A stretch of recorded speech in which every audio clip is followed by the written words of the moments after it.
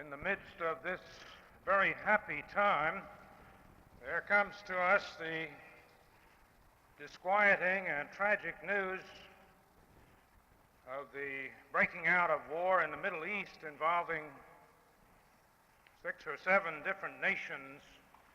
So at this time, I ask your earnest prayers for peace and justice in our world. Let us pray. O Lord our God, Father of all mankind, hasten the day foretold by prophets of old, when the weapons of war shall be beaten into the instruments of peace. We offer to Thee our prayers, especially for all those who are caught in the present confusion and violence in the Middle East and in Vietnam, for those who serve in our own military service, for our allies, for those we call our enemies, and for the homeless and suffering and all the victims of this destruction. For all of them we pray that Thy Holy Spirit may comfort the wounded and the dying, and may lead us all to a peaceful solution of our differences. Do Thou, O God, make us to understand our unity in Thee, still the proud boastings of the nations, that they may learn to use their strength, their knowledge, their material greatness to help the weak, to enlighten the ignorant, to enrich the poor. Be with all those who carry the burden and awesome responsibility of high office. Raise up among us in this nation and in the United Nations leaders of vision and courage who will guide us into great adventures for the well-being of all mankind and enduring peace in the whole world. Give us faith to look beyond the troubles of this time, that we may work and pray for a world of justice and peace and true brotherhood. We ask it in the name of the God of Israel and the Lord Jesus Christ. Amen.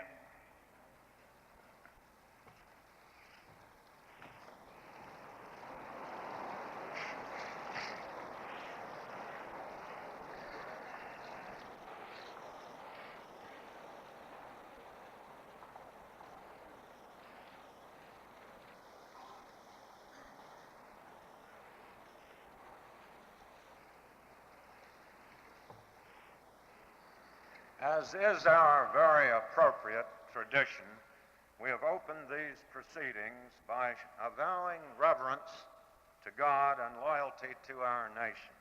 We proceed now to pay tribute to our founders and to the class of 1967. The primary objective stated in the original prospectus published by our founders 70 years ago was this: to provide training under the best methods approved by modern education. Such emphasis is also a tribute to this class, for its members recorded a high level of scholarly achievement as measured by all nationwide tests, as well as by our own testings and examinings too frequent to enumerate. It is thus a fitting tribute to our founders to open these proceedings with emphasis on the scholarly achievements of their latest heirs and beneficiaries, the class of 1967. The highest degree of scholarly excellence in the graduating class is recognized by selection as valedictorian, and the one so chosen thereby becomes the sixth form's representative here. It is an honor and a privilege for me to introduce him to you, for although this year's valedictorian has always stood high in his class, this statistic does not reveal the remarkable depth and breadth of his participation in the life of his school and his demonstrated ability as a leader and as an organizer. As official school photographer for the past several years, he has necessarily been on hand for all events, whether athletic, aesthetic, extracurricular, or co-curricular. As the leading organizer of his class in the annual circus, he has been the leader of the school, for his class has led the school. As an important volunteer in the Johns Hopkins Hospital project, he has set an example of service for all the school. There is thus no finer friend or representative of the Gilman School than our valedictorian, Bruce Terry Taylor.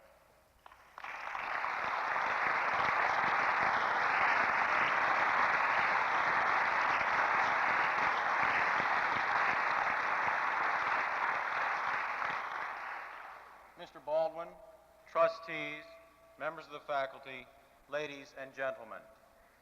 As the class of 1967 graduates, each member will carry with him memories of incidents in his educational career at Gilman.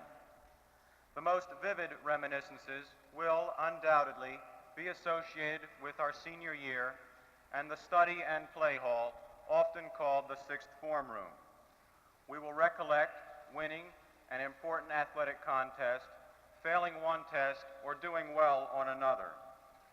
There have been many experiences, such as the expanded tutorial, Hopkins Hospital, and senior projects, where we have had an opportunity to extend a helping hand to others while expanding our own education.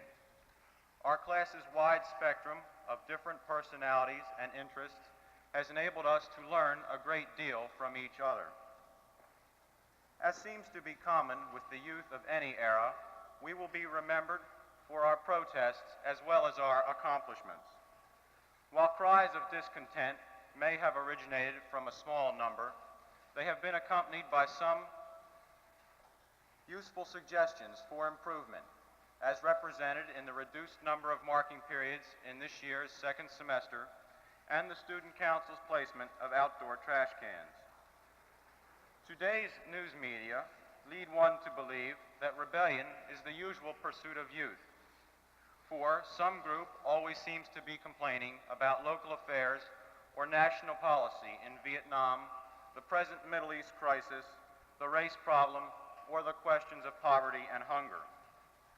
While these complaints do make us reevaluate our methods and ideals, they most often present only destructive criticism without offering constructive alternatives. Yet these symptoms of unrest, despite the despair they bring to our elders, represent an awareness without which changes and improvements could not be made. Radicalism may appear to be widespread, but it is not the goal of our lives. It is merely a means of expression which, at the present time, seems to be more newsworthy than the accomplishments which have been and are being made by local policies, whether on the local school scene or the national level.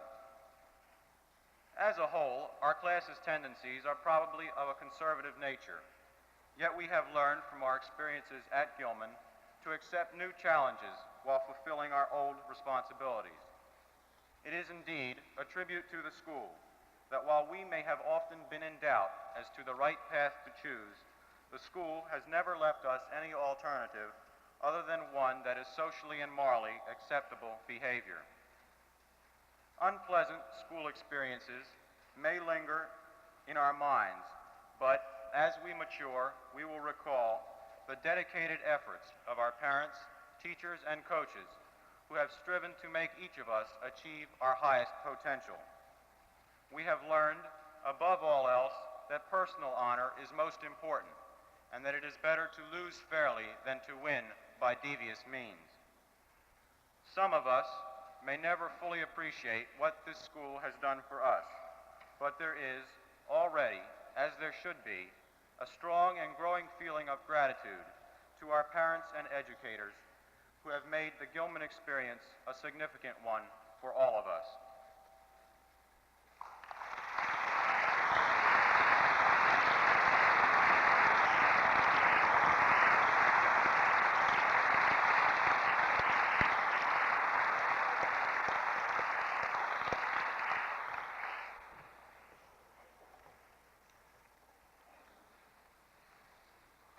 The saddest time in the teaching profession is the spring and early summer, for it is then that we're forced to part with friends we have known for several years.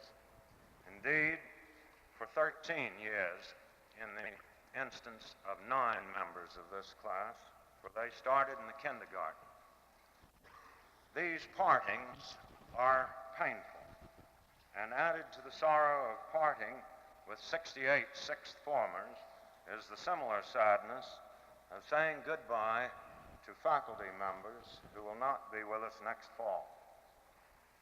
In this special valediction, I shall mention only those who have been with the school for a number of years.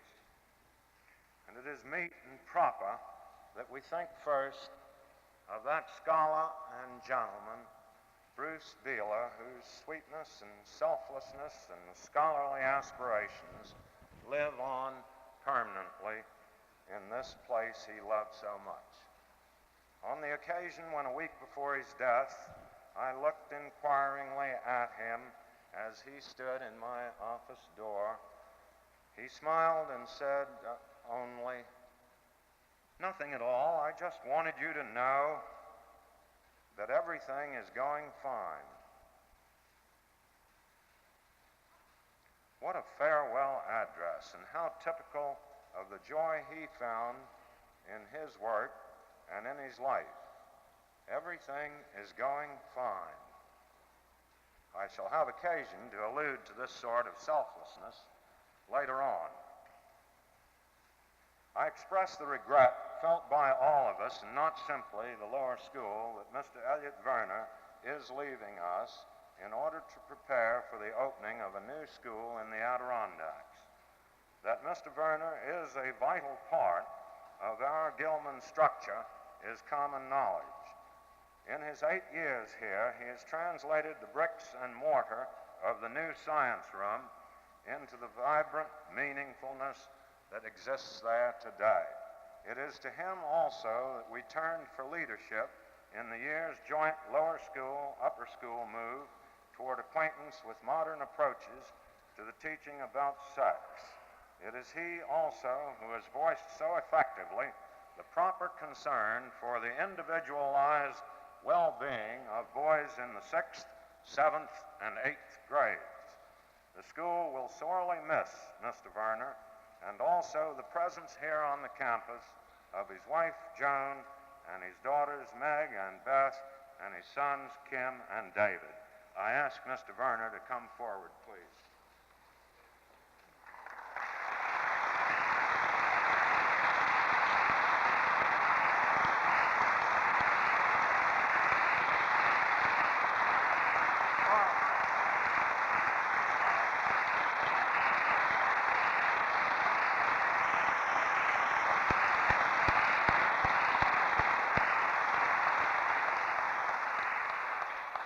Earlier in the year, we said farewell to our lovely, beloved, and efficient Mrs. Jo Ann Davison, who was librarian until February 1st. I am happy to announce to their many friends that the baby girl born to Mr. and Ms. Davison last month is doing very well indeed. Mr. Lord's leaving creates a very great void in our upper school ranks. After 10 years among us, it is not simply on account of his masterful teaching of mathematics that he will be missed, for he has contributed quietly and effectively in many, many areas, in athletics and in clubs, in work jobs and in testing, in committee work and in interviewing. Thus, the school can be properly proud of contributing to his preparation for the high-level administrative work he is undertaking at Sidwell Friends in Washington. Mr. Lord is asked to step forward, please.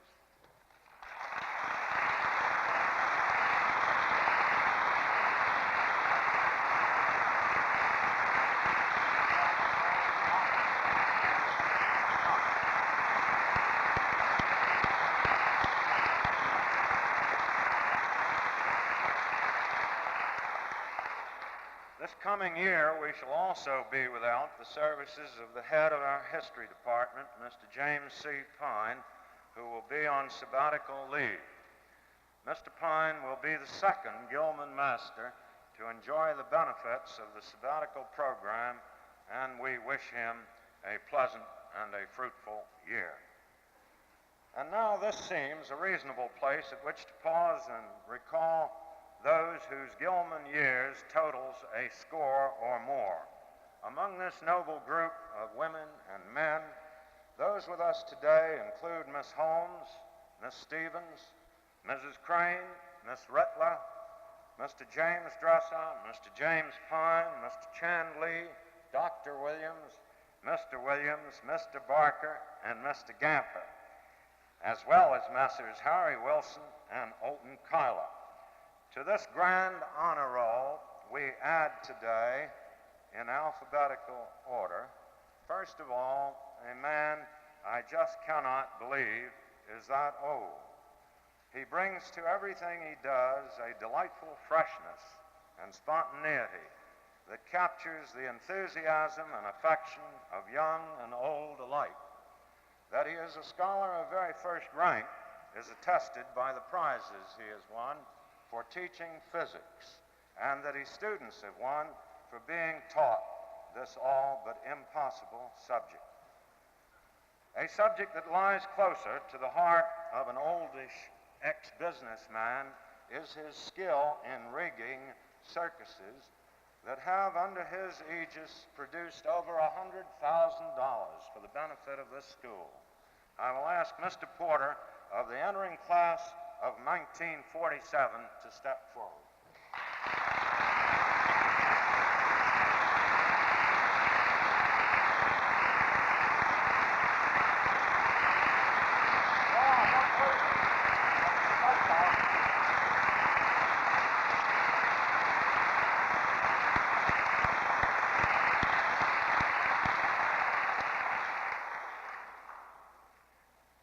Second in alphabetical sequence is our history department Nestor from Harvard, Mr. Willis Spencer. Without the skills he mastered at his alma mater, we would be in sad shape indeed, for his versatility embraces ancient history, medieval history, as well as American history. Mr. Spencer and I have enjoyed many years of close friendship here, and it is with a greater than usual feeling of friendly sentiment that I bring him this token of the school's high regard. Mr. Spencer.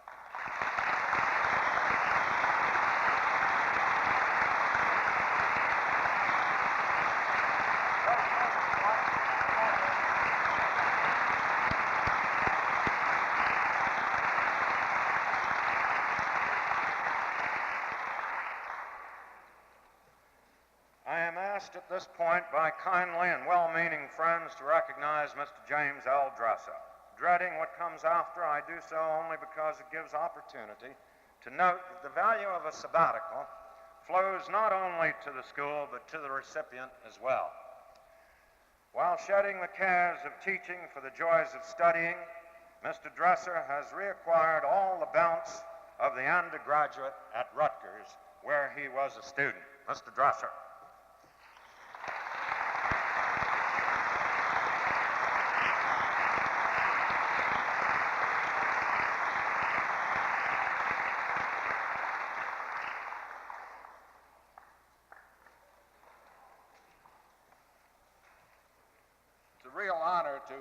Be given the privilege of making the next presentation on behalf of the school. This tangible recognition goes to a person who has built himself into the history indelibly, the history of the Gilman School. First as a student, then as a teacher, then as an administrator, and finally as our very able headmaster. I might say that I remember Ludlow Baldwin before he came to Gilman as a teacher. He was a very active and loyal alumnus for some years before he returned to the school as history master in 1947. And down through the years, whether in upholding Gilman's best traditions or more recently in inaugurating new traditions when needed, he has, to my knowledge, never been found wanting. As a school, we are fortunate to be under his leadership as we move forward into the future. Before I read the words of the inscription, I would like to read a very old quotation which some of you may have heard. It goes like this: "Uneasy lie the heads of those who rule, and most of all is his whose kingdom is a school." And now the inscription. To Ludlow H. Baldwin, with grateful appreciation of the Gilman School for his dedicated service on the faculty since 1947.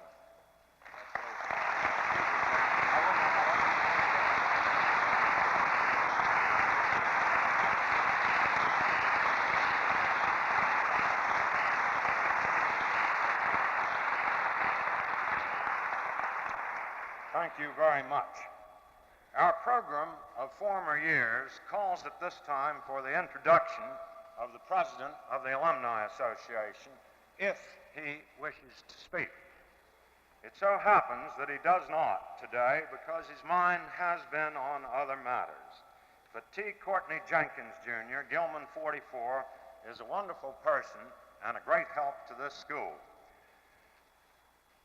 He is father of T. Courtney Jenkins III, Gilman, 1974. Henry Hillen Jenkins, Gilman, 1976. Arthur Foster Jenkins, who is entering in 1968 and therefore will be Gilman, 1980. And at this moment, the reason his mind is diverted is that he is over at the Hopkins Medical School awaiting the birth of another child who will either be Gilman 1985 or 1985 at some sister institution.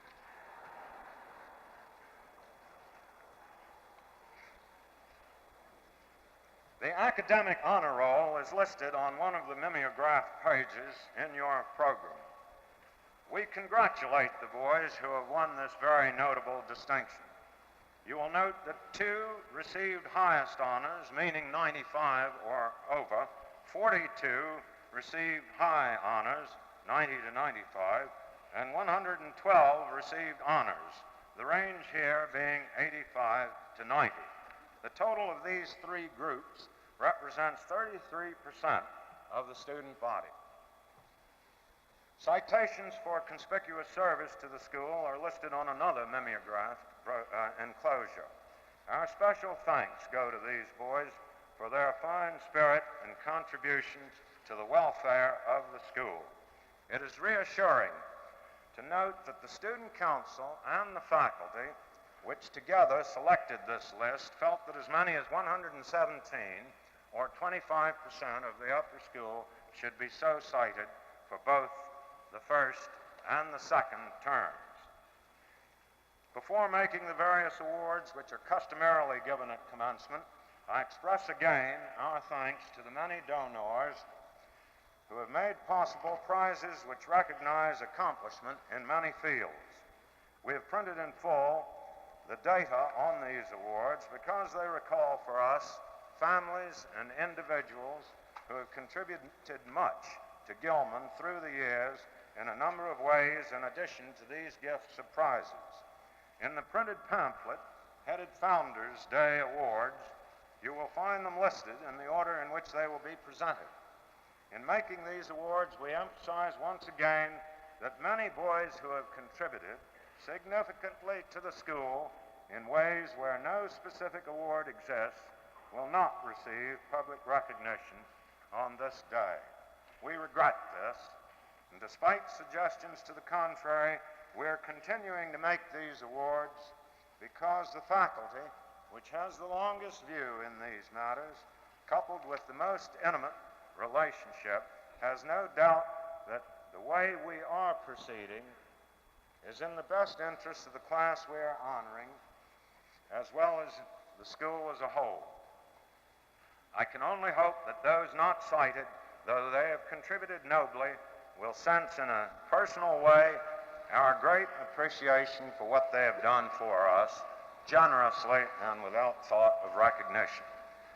I shall begin with awards in the various branches of athletics, and in doing so, I would point out that the tennis cups this year will be awarded in the fall of the year.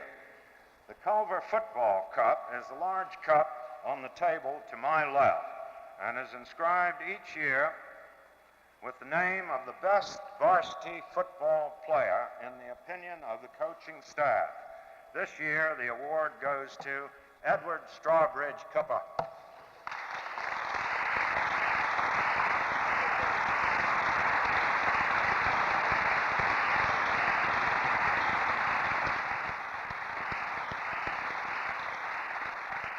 The C.B. Alexander Jr. Wrestling Cup is awarded to Gilman's best wrestler, and this year there's a dual award.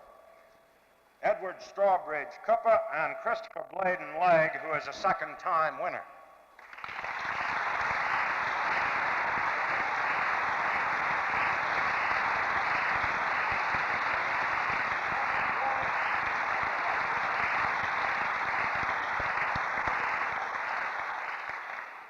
The class of 1939 basketball trophy is awarded to that varsity player who best combines fair play, leadership, and skill. This year, the award goes to second-time winner Sherman Arthur Bristow.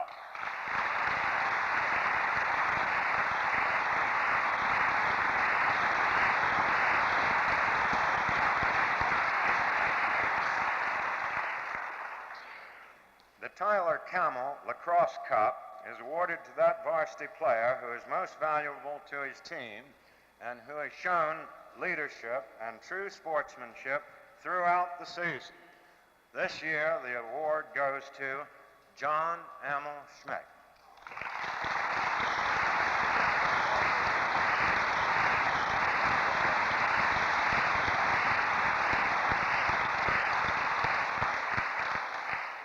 The Alumni Baseball Cup is awarded to the boy who has been of greatest service to the varsity team, and it is wonderfully appropriate that the winner's father won this same award upon his graduation at this time 27 years ago, and he is now alumnus, trustee, and parent.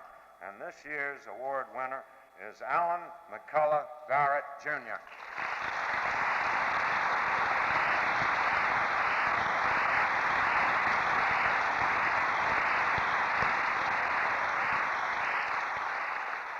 The C. David Harris, Jr. Tennis Award is given to that varsity player who, in his ability and dedication, has made the greatest contribution to the team. The award goes to George Richmond Gross II.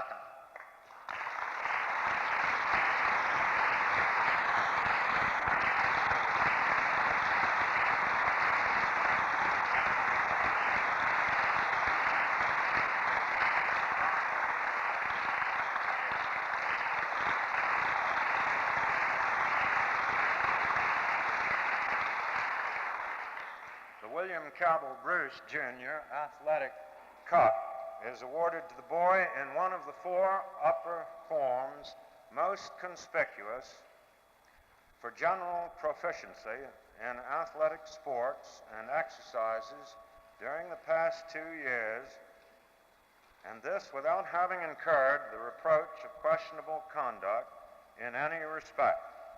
This year, the award goes to Sherman Arthur Bristow.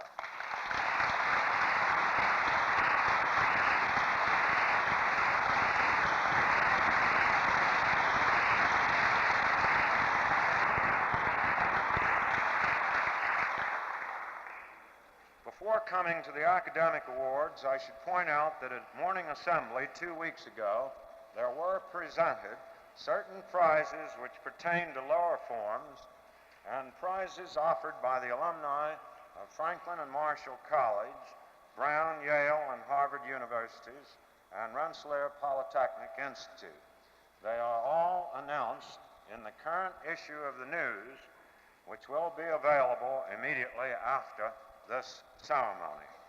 Also presented at that time were the Caruso Science Prize, won by James Hazelwood Somerville, and the Wren Art Prize, founded and given for the first time this year, and given in memory of Harold Holmes Wren, the founder of Gilman's art courses. The Wren Art Prize was awarded to William Linwood Garland, Jr. The prizes for highest scholarship in each form have in recent years taken on a new value and therefore a new significance. Mr. William S. Thomas directed a substantial sum to the school for this purpose, as explained in our printed program. Also listed there are the names of the persons in whose honor the 7 prizes are given. First, I will announce the individual winners and ask them to come forward as a group. And then I will announce the school's top scholar. These boys will please come forward as a group as I read their names. In the first form, Edward Lloyd Trimble. For the second form, John Matthias Copper, Jr. Will you please come forward, boys? Third form, Donald I. Gettinger. Fourth form, Arthur Lewis Rudell. Fifth form, George Earl Pierpont Mountcastle. Sixth form, Bruce Terry Taylor.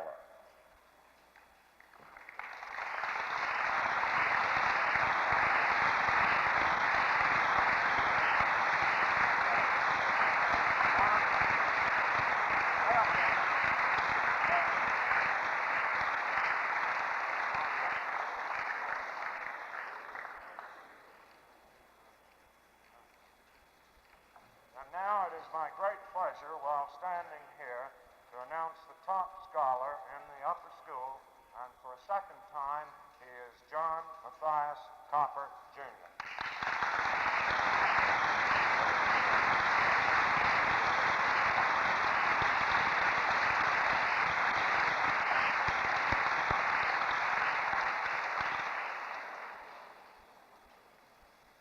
Before closing these remarks about academic honors, I should announce an award that has come to 2 Gilman seniors from an outside organization. These awards are represented by the framed certificates prepared by the Moorhead Foundation and presented 2 weeks ago at Prize Day Assembly. Gilman is the only day school in the Moorhead program, which numbers 25 of the country's leading preparatory schools. Each year, the school makes its 2 nominations, and the Moorhead Foundation at Chapel Hill, North Carolina, decides whether the nominees are to receive the award. Each of Gilman's 2 nominees this year receives the designation of Moorhead Scholar, and I will ask them to rise. William Eno DeBuise, Jr. and Christopher Bladen Lake.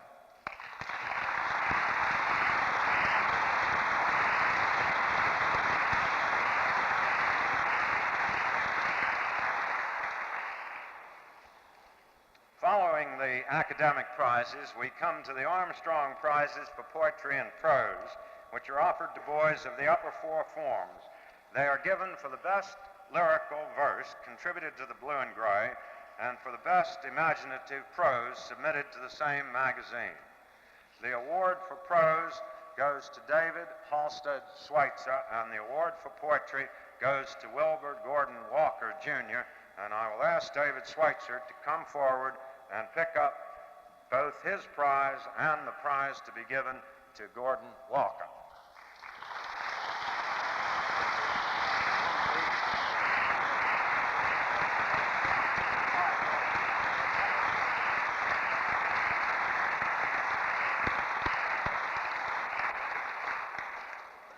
The Blue and Gray Prize for first and second formers is awarded to John Matthias Copper, Jr.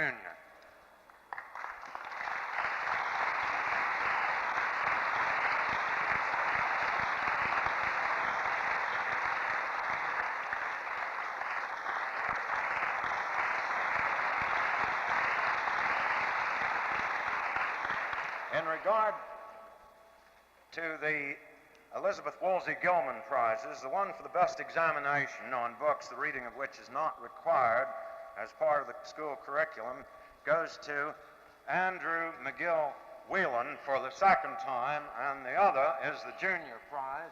Will Andrew Whelan please come forward? And the second, the junior prize, is appropriately won by John Graham Brent Whelan.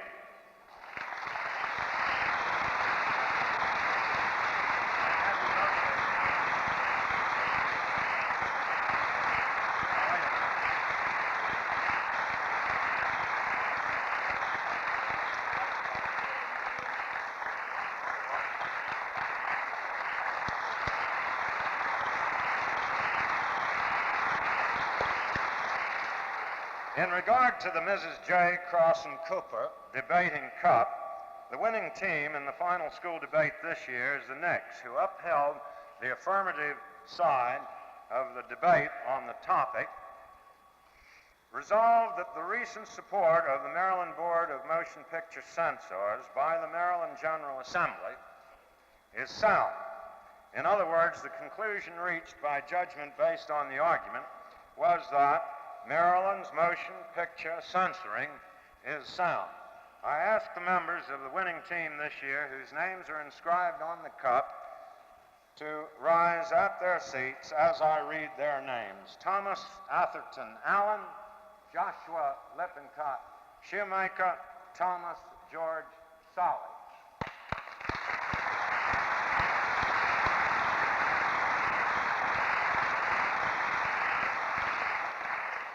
The Dr. John M.T. Finney Sr. debating prizes are awarded each year to the two outstanding speakers in the annual school debate, and they are given this year to first speaker Pope Furman Brock III and second speaker Thomas Atherton Allen. Will they please come forward?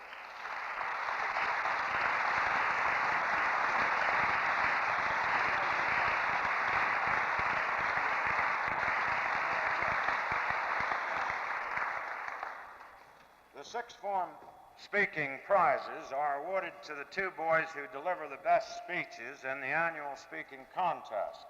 The name of the first speaker is inscribed on the Jenkins sixth form speaking cup and is Pope Furman Brock III, and the second speaker is Joshua Lippincott Shoemaker.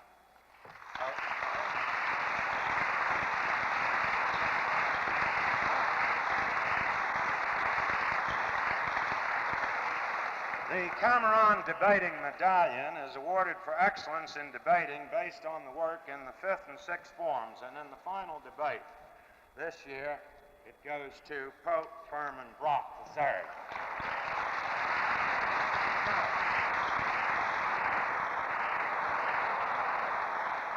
The Alex Randall Jr. Memorial Prize is awarded to that boy who has been outstanding in his interest and contribution to literary or publication activities, or has encouraged younger boys in these fields, and this year it goes to Pope Furman Brock III.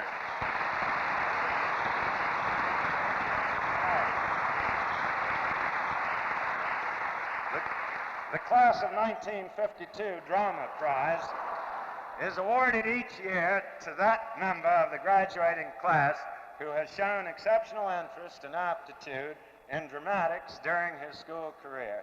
And it goes this year as a dual award to Pope Furman Brock III and Joshua Lippincott Shoemaker.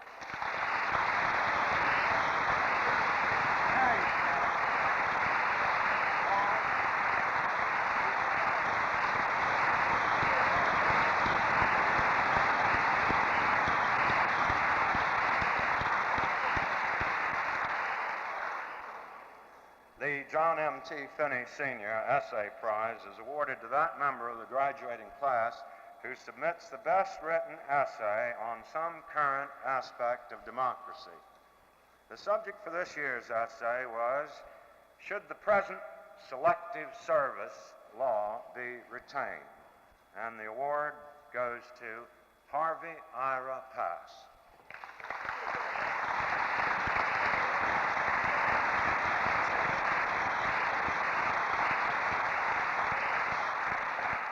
The judges, not knowing all that has gone before on this program, have awarded an honorable mention to Pope Furman Brock III.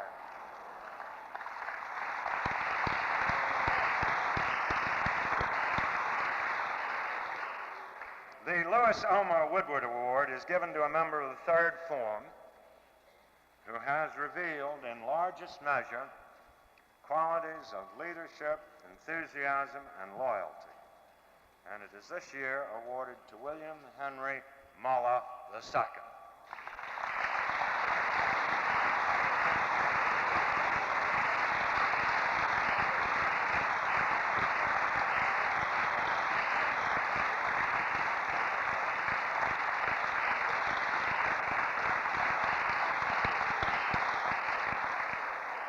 The Janvier Science Prize is given to that fifth or sixth former who has evidenced real interest and ability of a high order in the field of science, and this year the award goes to Bruce Terry Taylor.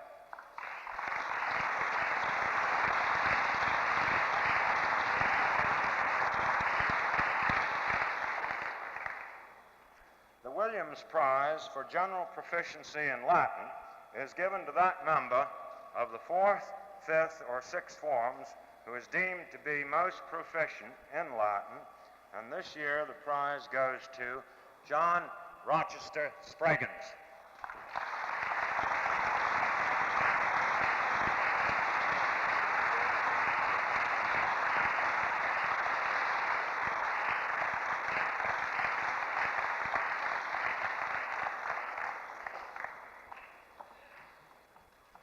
While John is here, I know he doesn't want to come all the way forward again.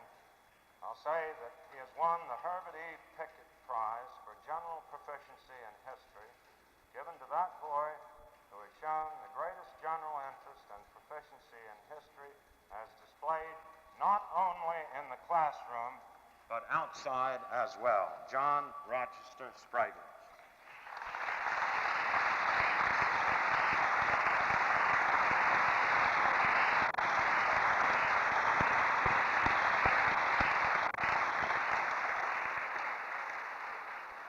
The prize for proficiency in French is given by the Alliance Française to that boy in the sixth form deemed most proficient in that department, and this year the award goes to Thomas Atherton Allen.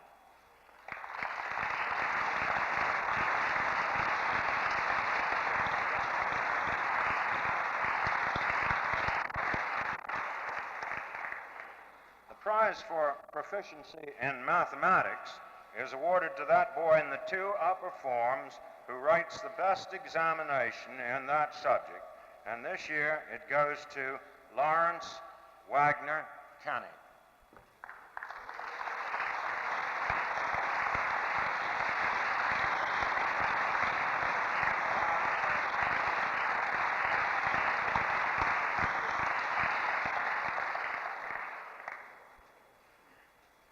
And I would announce also and ask him to rise that honorable mention was achieved by Alan Robert Gaby. Alan.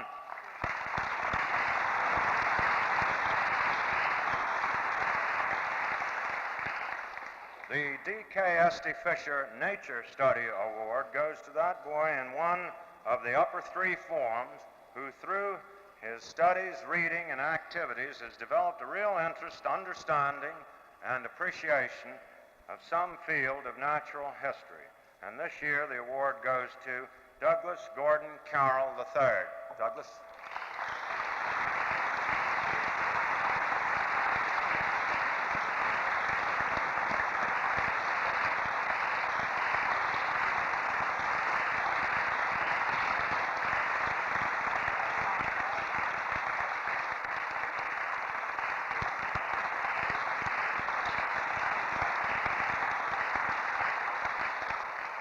Each year, there are a number of boys to whom the faculty feel especially indebted for helpfulness and for contributions which have added greatly to the success and happiness of the year's work. Though it is always difficult to single out only a few boys, we've done so again this year, and on behalf of the faculty, I would like to present to these boys framed etchings of the school as an expression of our appreciation. I will ask each one to come forward as I read the inscription. Thomas Atherton Allen, from the faculty, with appreciation for his cultured and versatile participation in many areas of the school's life. Let us hold the applause for a moment and ask Tom to stand here with me. Alan McCullough Barrett, Jr., from the faculty, with appreciation for the inspiring and dedicated effort which has characterized his whole career. Edward Strawbridge Cooper, from the faculty, with appreciation for the cheerfulness, enthusiasm, and energy he has brought to school activities. Thomas George Solly, from the faculty, with appreciation for the courage and reliability with which he has assumed many responsibilities. James Hazelwood Somerville, from the faculty, with appreciation for his quietly effective and highly competent performance in a wide range of the school's activities. Michael G.N. Wedby, from the faculty, with appreciation for the concern he has shown and the help he has given to people both within and without the school. Thank you, Paul.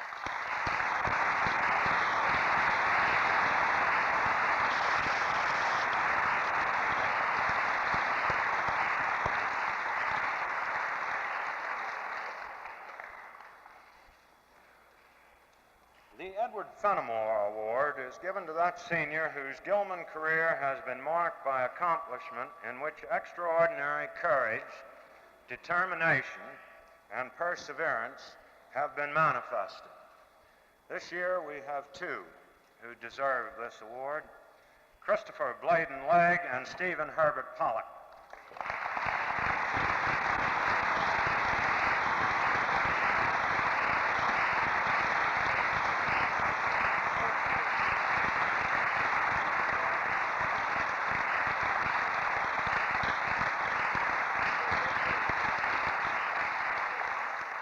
Peter P. Blanchard Award goes to that boy who, by his cheerful helpfulness, in many ways has greatly contributed to the successful and pleasant life of the school. Again, we have a dual award: John Emil Schmick and Joshua Lippincott Shoemaker.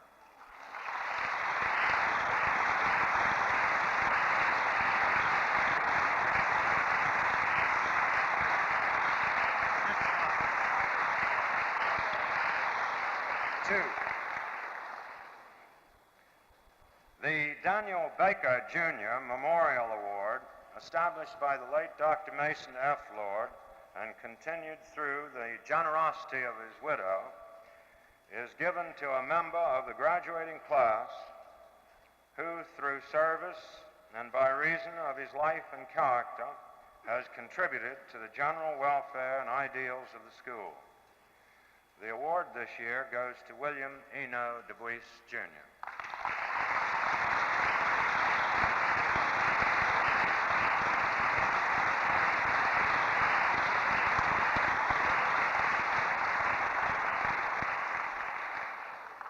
The last prize is the William A. Fisher Medallion.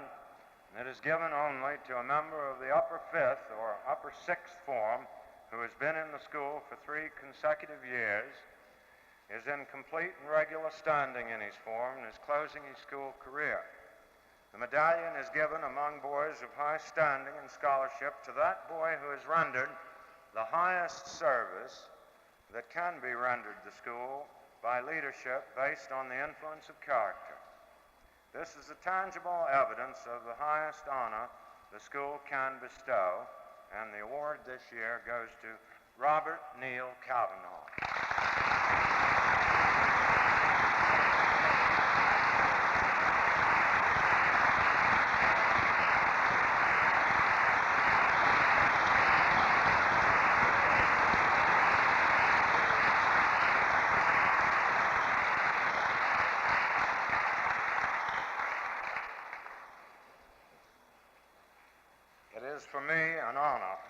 share the platform once again with the President of Gilman's Board of Trustees, just as it is a very great honor to be associated with him in our work together. I am grateful personally for his patience with my errors of procedure as well as of substance.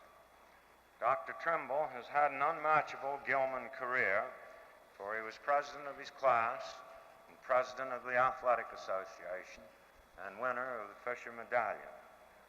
He is now professor of surgery at the Hopkins Medical School. He is a very great, kind, and helpful friend of this school. And now he is also father of the first form's leading scholar, Edward Lloyd Trimble, as well as being our board president. Dr. Trimble.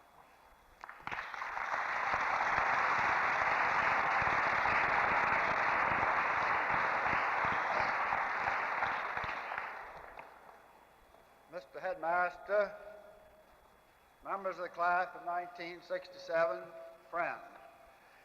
It is unnecessary for me to tell you that these commencements are too long and too hot. I unfortunately can't do anything about the heat, but I will try to cooperate with the headmaster in shortening this ceremony by confining myself to a few words. I wish that I could leave a helpful word or two of guidance and encouragement to the graduating class who are now headed for college after two especially trying years, which all graduating classes at this time must endure. When I went to school here, we worked hard to pass our college board entrance examinations, but after we passed those examinations, we could enter any college at all. Just think of that. It was that simple. The explosion in population has changed all that and brought us to our present dilemma. I see where I've got to speak to our president of the Alumni Association about this explosion, Mr. Courtney Jenkins, from what we've learned from the headmaster. This explosion, you know, is formed one of the three greatest threats to our civilization today. One of the three big B's. Bombs, bulldozers, and babies. Now, I hope all of you here in the graduating class will become happy fathers of families at the proper time, but don't have too many children. Otherwise, it'll be harder for them to get into Gilman and to college than it was for you. Also, think of the impact on Mr. Downs. You must have mercy on him. In spite of his magnificent work, it may prove too much for him to care for. Now, you are at the beginning of your finite education.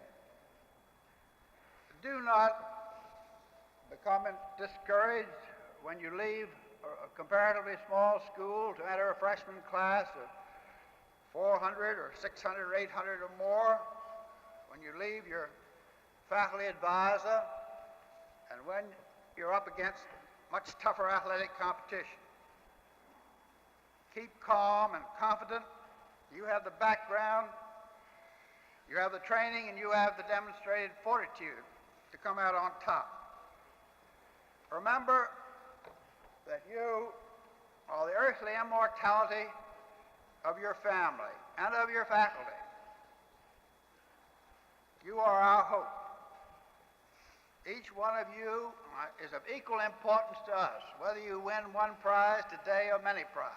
There are lots of you who won't win your prizes until later in life. That is, you'll find that out in college and in afterlife. Finally, it must be bewildering to you, and again, this becomes more apparent to me after I heard Dean Peabody,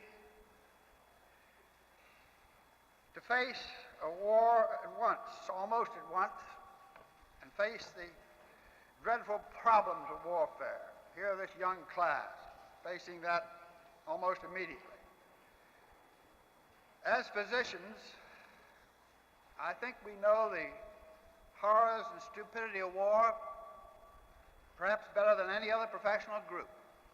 And I can only promise you that we as physicians are working actively together with physicians of all other countries to formulate and implement plans whereby this killing and mutilation can be stopped and we can have a just and honorable peace.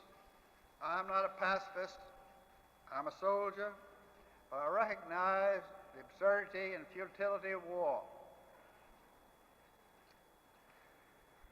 Finally, on behalf of the Board of Trustees, I want to thank the class of 1967 for what you have done for the school.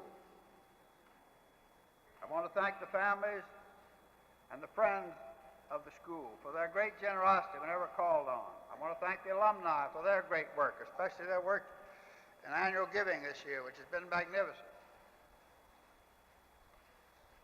Most especially, I want to thank the headmaster and the faculty, whose great work done with such sacrifice can never receive adequate thanks from all of us. Thank you.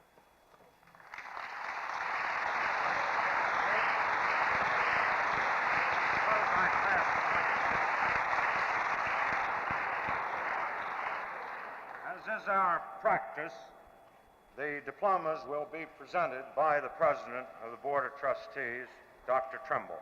Thomas Atherton Allen.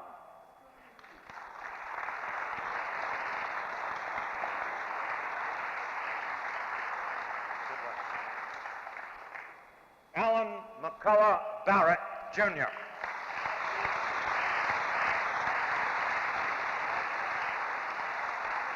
Good luck, Mike.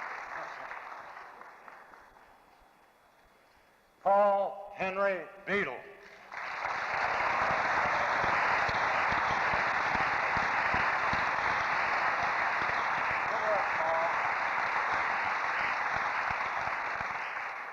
Brian Lewis Bell.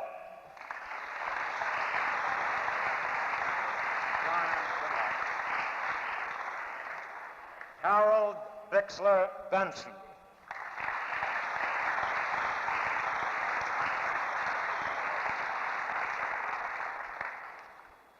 Thomas Grantland Bias.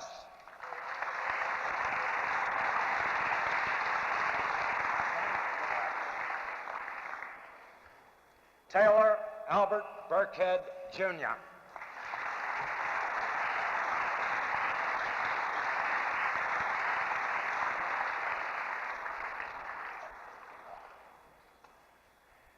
William Dewey Blake, Jr.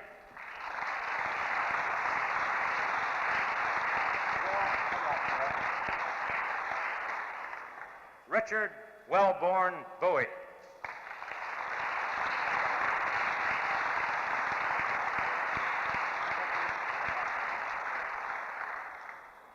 Sherman Arthur Bristow.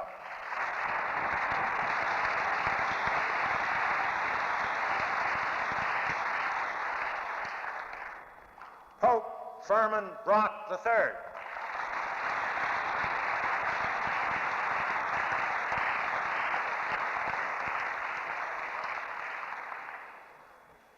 Frank Crouch Brooks, Jr.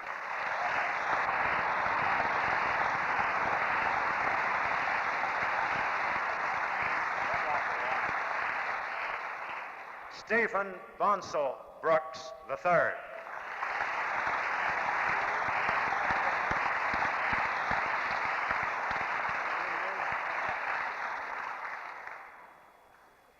Timothy Sean Bryson.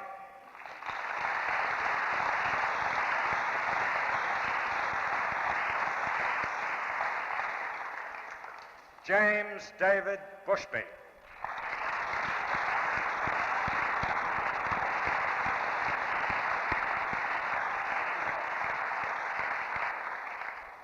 Robert Neal Kavanaugh.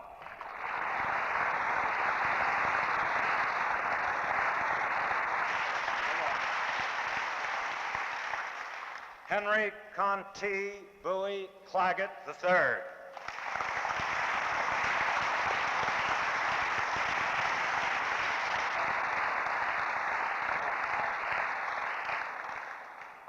Edward Strawbridge Cooper.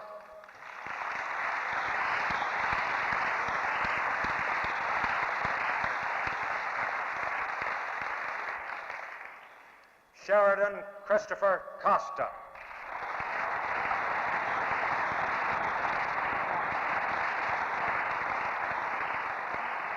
Ernest Samuel Cross III.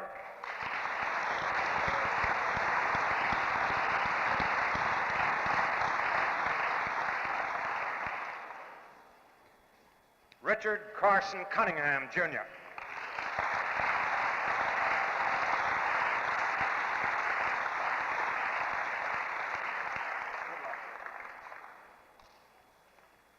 Edward Runkle Dana, Jr.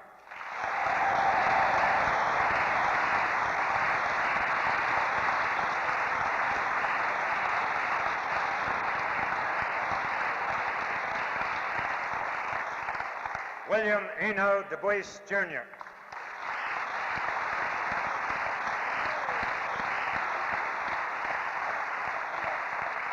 Thank you. William Linwood Garlick, Jr.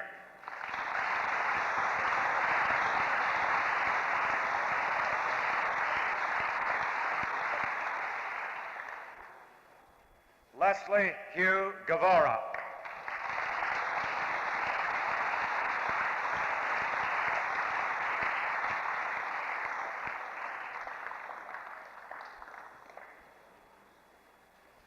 Charles August Goma III.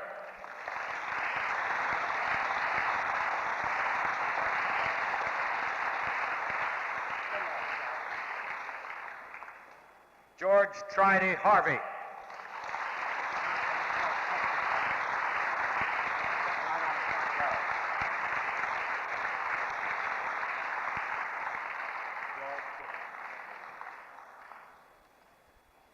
Grafton Rogers Hersberger.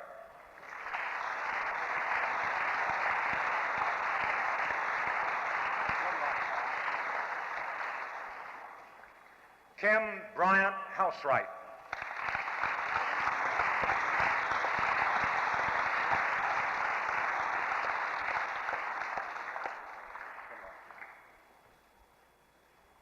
Thomas Reeder Hughes, Jr.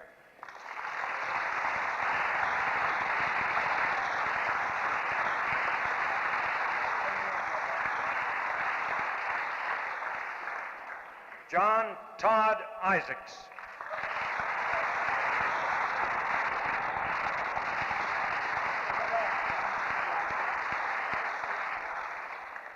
Stephen William Jackson.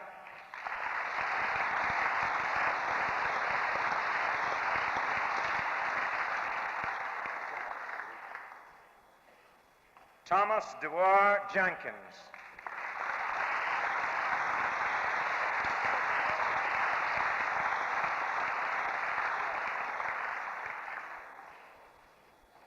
Charles Edward Kerr.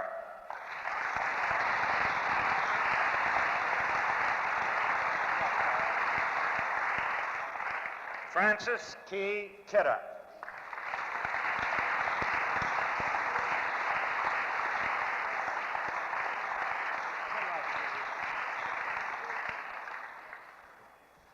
Evan James Crometis.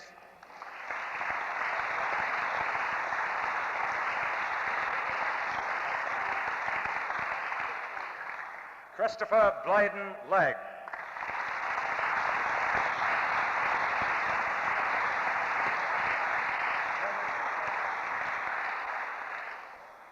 Jeffrey Howard Levy.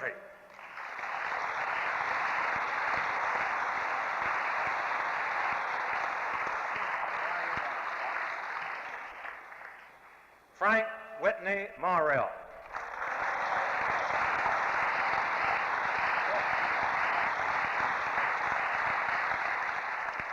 Charles Harvey Palmer III.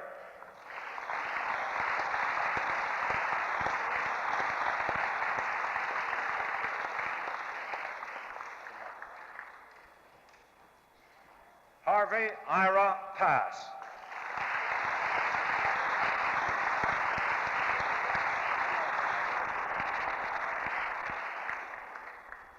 Bradford Curtis Peabody.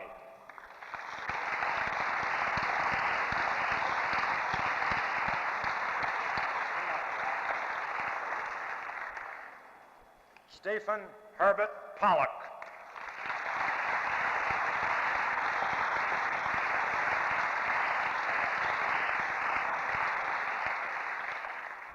Jeffrey Lee Kortner.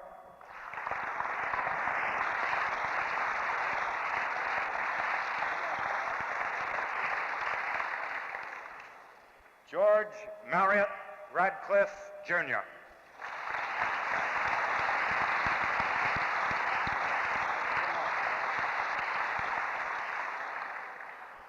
James Downing Redwood.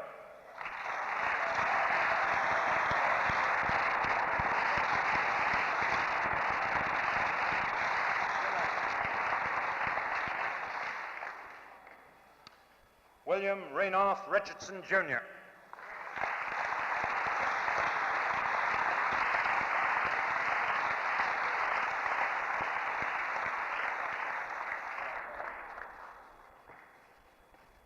Charles Douglas Rittenhouse.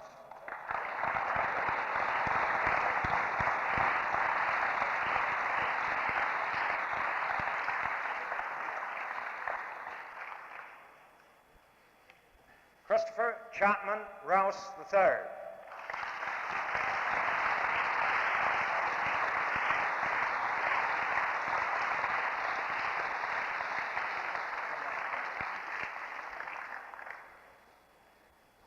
John Emil Schmidt.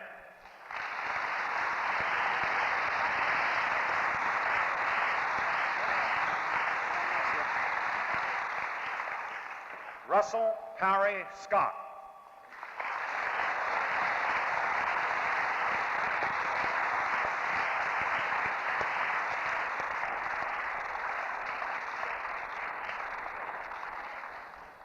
George Murray Seal III.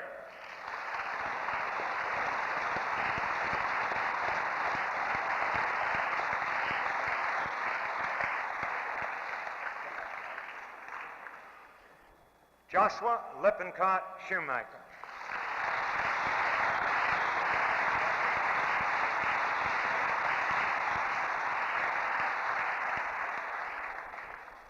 Donald Lewis Singewall.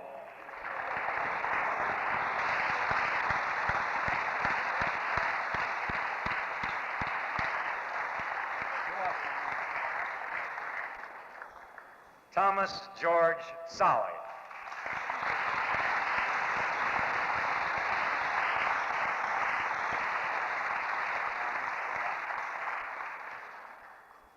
James Hazelwood Somerville.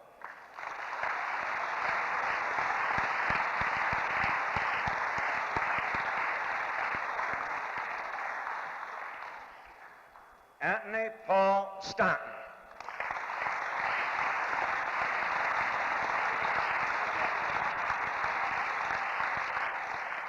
Michael Stanton.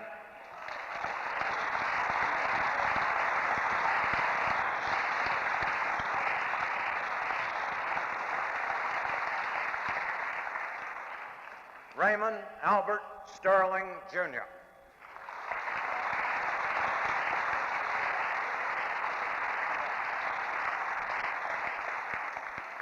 Bruce Terry Taylor.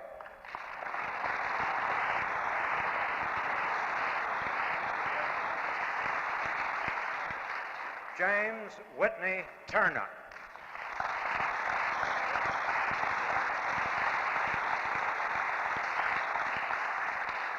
John Wallace Walker IV.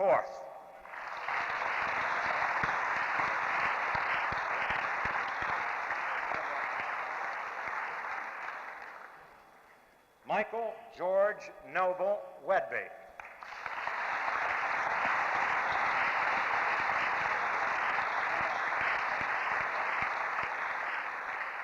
Andrew McGill Whelan.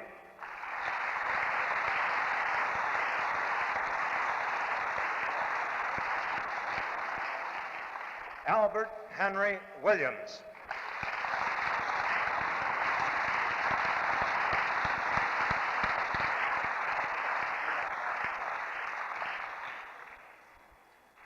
David McIntosh Williams.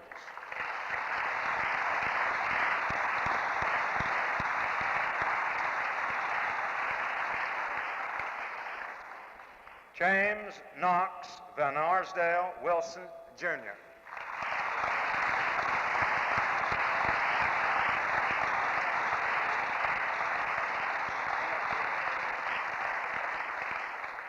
Stephen Cole Zink.